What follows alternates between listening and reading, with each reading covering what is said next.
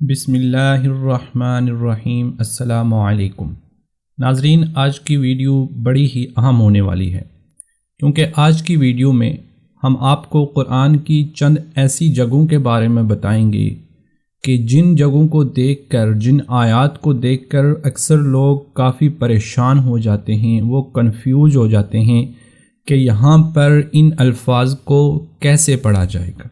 یہاں پر ہم نے تقریباً 4 مثالیں لکھی ہیں۔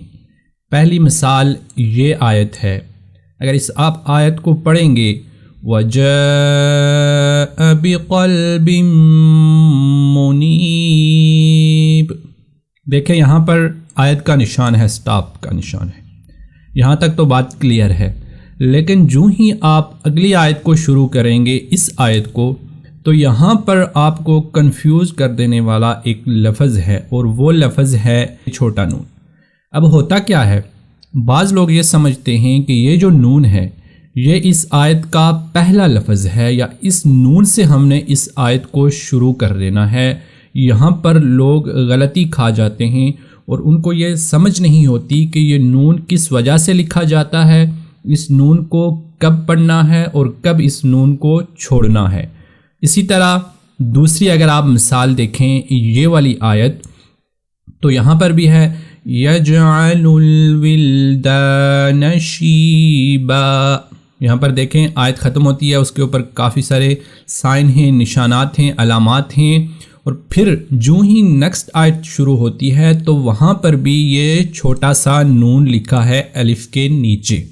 اب لوگ یہاں پر بھی غلطی کا شکار ہو جاتے ہیں، اور بعض لوگ اس کو نس سما پر لیتے ہیں، نون سے اس آیت کو شروع کر دیتے ہیں، جو کہ قاعدے کی روح سے بالکل غلط ہے۔ اسی طرح یہاں پر ہم نے تیسری مثال جو لکھی ہے ترک خیرا الوصیۃ، تو یہاں پر بھی آپ دیکھیں گے کہ یہ جو وقف کا نشان ہے جیم، یہاں پر آپ وقف کر سکتے ہیں۔ بعض لوگ ایسا کریں گے کہ وہ یہاں پر وقف کریں گے، جو ہی وہ نیکسٹ شروع کریں گے آیت کو اگلا حصہ، تو وہاں پر بھی یہی نون لکھا ہے جس کے نیچے کسرہ ہے، زیر ہے، چھوٹا سا نون۔ تو بعض لوگ ایسا کریں گے کہ وقف کرنے کے باوجود وہ اس نون سے نیکسٹ آیت کو شروع کر دیں گے، یہ بھی بہت بڑی غلطی ہے۔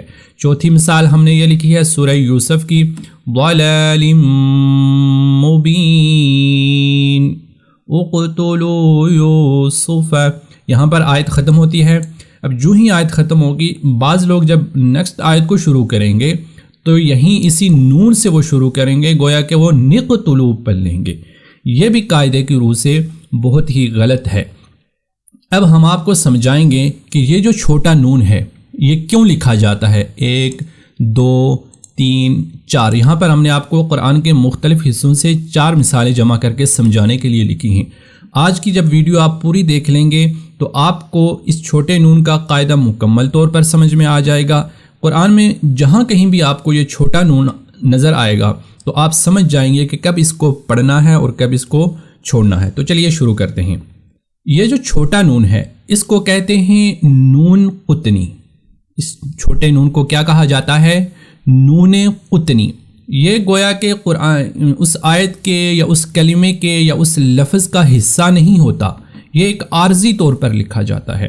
نون قطنی وہ نون ہوتا ہے کہ جب کسی لفظ کے آخر میں تنوین ہو، یعنی 2 زیر 2 زبر یا 2 پیش ہوں، اور اس تنوین کے بعد جو لفظ آ رہا ہے اس کا جو پہلا حرف ہے، اگر وہ حمزہ وصلی ہے، حمزہ وصلی وہ ہوتا ہے کہ جو درمیانی کلام میں گر جاتا ہے، جو کلمے کے اصل الفاظ میں شامل نہیں ہوتا، حروف اصلیہ میں شامل نہیں ہوتا، جیسا کہ یہاں پر ہے ادخلوا، یہ کلمہ حمزہ وصلی ہے، یہاں پر یہ السماء کا جو حمزہ ہے یہ وصلی ہے، یہاں پر الوصیۃ کا حمزہ جو یہ وصلی ہے، یہاں پر اقتلوا کا جو حمزہ ہے یہ حمزہ وصلی ہے۔ تو جب ایک ایسے لفظ کے بعد کہ جس کے اوپر تنوین ہو، اس کے بعد حمزہ وصلی آ رہا ہے، تو اگر ہم تنوین کے اوپر رکیں گے تو پھر اس کے اوپر جو نون ہو وہ نہیں پڑھا جائے گا۔ لیکن اگر ہم تنوین والے لفظ کو اگلے لفظ کے ساتھ ملا کر پڑھیں گے تو وہاں پر چونکہ وہ مشکل ہو جاتا ہے حمزہ کو پڑھنا، حمزہ کو گرا دیا جاتا ہے، لہٰذا وہاں پر اس تنوین کو ہم نہیں پڑھیں گے، بلکہ تنوین کی جگہ پر نون کسرہ کو پڑھیں گے جس کے نیچے زیر ہوگی، یہ نون قطنی کہلاتا ہے۔ تو امید ہے کہ آپ کو یہ بات تو سمجھ میں آ چکی ہوگی کہ نون قطنی وہ ہوتا ہے کہ جو کہ عارضی طور پر کسی لفظ کے نیچے آتا ہے، اور یہ عموماً آپ کو دیکھیں گے کہ حمزہ کے نیچے ہی لکھا ہوگا، کیونکہ وہ حمزہ وصلی ہوتا ہے، وہاں پر ہم نے اس کو گرانا ہوتا ہے، اور جو اس سے پہلے والا لفظ ہوتا ہے جیسے کہ یہاں پر با ہے، یہاں پر بھی با ہے، یہاں پر دیکھیں آپ را ہے، اور یہاں پر نون ہے۔ اب ان سارے الفاظ کے اوپر آپ دیکھیں گے کہ تنوین ہے، اس کے اوپر دو زیر، دو زبر، دو زیر، یہاں پر بھی دو زبر ہے۔ تو اب اس سے یہ سمجھ میں آتا ہے کہ جب بھی تنوین کے بعد حمزہ وصلی آئے گا تو وہاں پر تنوین کی جگہ ہم نون قطنی کو پڑھیں گے۔ تو پہلی بات آپ یہ سمجھ لیں کہ نون قطنی ہر وقت نہیں پڑھا جائے گا، یہ اسی صورت میں پڑھا جائے گا کہ جب آپ اس کلمے کو ملائیں گے اگلے والے کلمے کے ساتھ۔ سمجھ میں آ رہا ہے؟ جب اس آیت کو، اس لفظ کو آپ اگلے والے لفظ کے ساتھ ملا کر پڑھیں گے تب یہ جو نون قطنی ہوگا یہ پڑھا جائے گا، لیکن اس وقت تنوین نہیں پڑھی جائے گی۔ اگر آپ ملا کر نہیں پڑھنا چاہتے، اس کو الگ سے پڑھیں، اس کو الگ سے پڑھیں، تو اس صورت میں یہ نون قطنی نہیں پڑھا جائے گا، اس صورت میں اس نون قطنی کو سکپ کیا جائے گا۔ مثال کے طور پر میں آپ کو سمجھاتا ہوں، جیسا کہ یہ آیت ہے، اب اس کو ہم پڑھیں وَجَاءَ بِقَلْبٍ مُنِيبٍ۔ دیکھیں میں نے یہاں پر وقف کر لیا کیونکہ آیت ختم ہوتی ہے۔ اب اگر میں اس آیت کو اگلے کے ساتھ نہیں ملا رہا، جیسا کہ میں نے یہاں پر وقف کر لیا، تو اب اس صورت میں یہاں پر اس نون کو نہیں پڑھا جائے گا۔ یہ بات آپ نے سمجھ لینی ہے۔ ادخلوها بسلام، میں یہاں پر ندخلو نہیں پڑھوں گا ادخلوها بسلام۔ سمجھ میں آ رہا؟ دوسری صورت، اگر میں یہاں پر وقف نہیں کرتا، اس با کو اگلے والے لفظ کے ساتھ ملا کر پڑھوں گا، تو اس صورت میں پھر اس نون کو پڑھا جائے گا وَجَاءَ بِقَلْبٍ مُنِيبٍ ادْخُلُوهَا بِسَلَامٍ۔ دیکھیں یہاں پر میں نے ملایا، لیکن جب ملایا تو یہاں پر اس تنوین کو نہیں پڑھا، دو زیر کو نہیں پڑھا، بلکہ اس کی جگہ اس نون کو لگا لیا، ایک کسرہ دے کر نون کے منیبٍ ادْخُلُوا، منیبٍ ادْخُلُوا، تنوین کو میں نے سکپ کر دیا اور با کے بعد با کو ایک حرکت دی کسرہ کی، زیر کی، اس کے بعد اس نون کو پڑھا منیبٍ ادْخُلُوهَا بِسَلَام۔ سمجھ میں آ رہا ہے؟ اسی طرح دوسری آیت ہے، یہاں پر اگر ہم وقف کریں گے تو يَجْعَلُ الْوِلْدَانَ شِيبًا السَّمَاءُ۔ دیکھیں جب وقف کیا تو اس نون کو نہیں پڑھا، سمجھ میں آ رہا ہے؟ نون کو سکپ کر دیا۔ اب اگر میں وقف نہیں کرتا ہوں، پھر اس آیت کو پڑھتا ہوں يَجْعَلُ الْوِلْدَانَ شِيبًا السَّمَاءُ۔ سمجھ میں آ رہا ہے؟ یہاں پر میں نے کیا پڑھا؟ شِيبًا السَّمَاءُ۔ اب شِيبًا کیوں پڑھا؟ کیونکہ میں نے آپ کو کہا تھا کہ جب ہم اگلے لفظ کے ساتھ ملا کر پڑھیں گے تو اس لفظ پر جو تنوین، اگر دو زبر ہے تو ایک زبر پڑھیں گے، دو زیر ہے تو ایک زیر پڑھیں گے، دو پیش ہے تو ایک پیش پڑھیں گے، لہذا یہاں پر بھی ہم شِيبًا پڑھیں گے اور اس کے فوراً بعد نِسَّمَا پڑھ لیں گے، یہ ملانے کی صورت میں ہو جائے گا۔ ٹھیک ہو گیا؟ اب تیسری مثال کی طرف آتے ہیں۔ تَرَكَ خَيْرًا الْوَصِيَّةُ۔ اب دیکھیں یہاں پر میں نے جو ہی اس کے اوپر وقف کیا تو یہاں پر کیا ہو گیا؟ خیرا ہو گیا۔ پھر جب نیکسٹ کلمہ یہ والا میں شروع کروں گا تو یہ شروع ہوگا الوصیۃ سے، یہ نیل وصیۃ نہیں ہوگا۔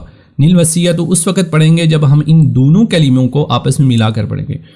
تَرَكَ خَيْرًا الْوَصِيَّةُ، تَرَكَ خَيْرًا الْوَصِيَّةُ۔ دیکھیں نون ہم نے کب پڑھا؟ جب ہم نے را کو اس کے ساتھ ملایا، اور جب را کو اس کے ساتھ ملائیں گے تو را کے اوپر دو زبر ہے تو یہ ایک زبر بن جائے گی، خیرا، خیرا نیل وصیۃ، خیرا نیل وصیۃ۔ چوتھی مثال کی طرف آتے ہیں۔ ضلال مبین اقتلوا یوسف۔ اب دیکھیں یہاں پر میں نے دونوں کو الگ الگ پڑھا، لہٰذا یہ جو نون ہے اس کو نہیں پڑھا، اب میں نے اقتلوا یوسف پڑھ لیا۔ سمجھ میں آ رہا ہے؟ اب اگر میں دونوں کو ملاؤں گا تب جا کر اس نون کو پڑھا جائے گا۔ ضلال مبین اقتلوا یوسف، نہیں اقتلوا یوسف ہو جائے گا، ایک نون یہ پڑھیں گے اور ایک نون یہ والا پڑھیں گے۔ تو ناظرین آج کی ویڈیو میں ہم نے یہ سیکھا کہ جب بھی آپ کو یہ چھوٹا نون نظر آئے تو اس کا مطلب یہ ہے کہ یہ نون قطنی ہے، یعنی نون عارضی نون ہے، اور اس کو جو بڑا والا نون ہوتا ہے اس سے تھوڑا ہلکا کر کے پڑھا جاتا ہے۔ اور یہ اسی صورت میں پڑھیں گے کہ جب کسی آیت میں جہاں پر وقف ہو رہا ہو تو دونوں کلموں کو جب آپس میں ملائیں گے اس وقت پڑھیں گے۔ اگر وقف کر رہے ہیں اس وقت اس کو آپ نے چھوڑ دینا ہے، اگر دونوں کلموں کو آپس میں ملا کر آپ پڑھ رہے ہیں تب آپ اس نون قطنی کو پڑھیں گے۔ تو یہ مثالیں، ان پر آپ جب بار بار پریکٹس کریں گے تو قرآن میں جہاں کہیں بھی نون قطنی آ رہا ہوگا اس کا نام آپ نے یاد رکھ لینا ہے، نون قطنی، اور اس کے اوپر ہمیشہ زیر پڑھی جاتی ہے۔ تو قرآن میں جہاں کہیں بھی آ رہا ہوگا جب آپ پریکٹس کریں گے تو جہاں کہیں بھی آئے گا تو آپ کو یہ قاعدہ آپ کے ذہن میں آ جائے گا کہ اگر میں نے یہاں پر آیت کے اوپر وقف کرنا ہے اس نون والی پہلے سے تو پھر میں اس نون کو نہیں پڑھوں گا، اگر دونوں کلموں کو ملا کر میں نے پڑھنا ہے تو پھر جا کر میں اس نون قطنی کو پڑھوں گا۔ تو امید ہے کہ آج کی ویڈیو سے آپ کو یہ قاعدہ سمجھ میں آ چکا ہوگا۔ ملتے ہیں آپ سے نیکسٹ ویڈیو میں۔ ہمارا چینل ضرور سبسکرائب کیجئے، ویڈیو کو لائک کیجئے اور ہماری نیکسٹ ویڈیو کا انتظار کیجئے۔ اللہ حافظ۔